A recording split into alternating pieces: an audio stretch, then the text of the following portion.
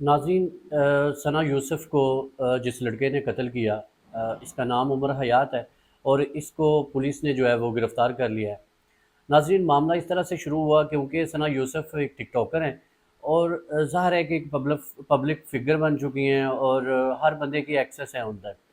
تو اس لڑکے نے جو ہے اس کے ساتھ رابطہ شروع کر دیا، اور آپ کو پتہ ہے کہ جس طرح سے جو پھر چیزیں چلتی ہیں، تو لڑکی کی طرف سے، ثنا یوسف کی طرف سے ایک کنٹینیوس ریجیکشن تھی، جس کی وجہ سے جو ہے یہ بندہ غصے میں آ گیا۔ یہ بندہ جو ہے وہ فیصل آباد کا رہنے والا ہے، وہاں پہ جڑاں والا کا۔